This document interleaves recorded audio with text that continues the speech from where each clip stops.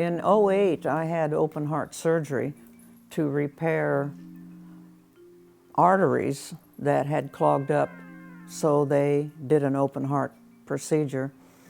And in that procedure, they had fixed my aortic valve. And really, it was great after that. So they did the procedure I thought they needed to do, but it just went bad again. I kept losing my breath, and pretty soon, ultimately, I ended up unable to walk out to the kitchen to get a glass of water. The cardiologist that I use did recommend Arrowhead and a procedure that would fix the valve. And I said, "Oh, we're not going to do open heart again, are we?" She said, "No, this is a newer procedure and they won't have to open you up, and I think you're going to qualify."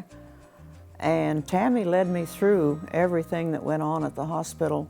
I am the central contact person for a person entering the TAVR program. I'm essentially their personal concierge for the TAVR procedure. In the valve clinic, we do history and physical. We look over all her medications and do a thorough history of her. And through this, we get to know our patients. I got to know Kay throughout the day of testing. It was about a half of a day testing. And she really is a fantastic person, just wanting to get back to her normal activities that she used to do. When we saw her, she was struggling quite a bit with her COPD and her aortic stenosis. And we felt like we could help her quite a bit with this valve. It wouldn't take away the COPD, but it would help her once her valve was open to get better blood flow to the rest of her body. She met our risk criteria, and she did qualify per echocardiogram for severe aortic symptomatic stenosis.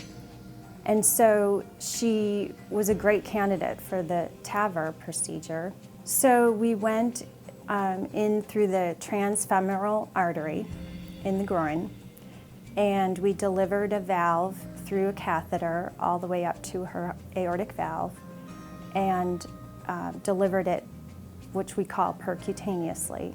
The procedure itself went great. There were no complications with it. She did very well and had great outcomes. There's definitely a quicker recovery time. You don't have to have your chest opened up. You just have a puncture site in the groin.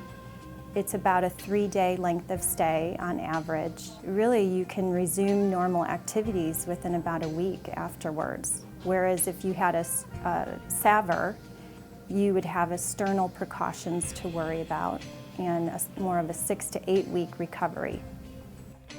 After all of that was done, I recovered there in Arrowhead, and all of a sudden I didn't need the oxygen that I had been using. The home oxygen, carrying it around, going to the restaurants, I had to carry oxygen. And even in the hospital, when the nurses walked me, I felt so much better. And the result was, a couple of weeks later, home from the hospital, I really didn't need the oxygen again. So we saw Kay again 30 days after her procedure, and she looked great. She was in good spirits. She was actually off of her home oxygen and breathing better, and her quality of life score was 50% better than it was pre-TAVR. So she overall had great results from the TAVR. I didn't know, and I don't think they even knew, that it was quite as bad as it was the valve, that it was causing most of my breathing trouble. I don't think COPD ever goes away, but I know it's so much better now. I don't use it, I don't travel with it, so I'm happy.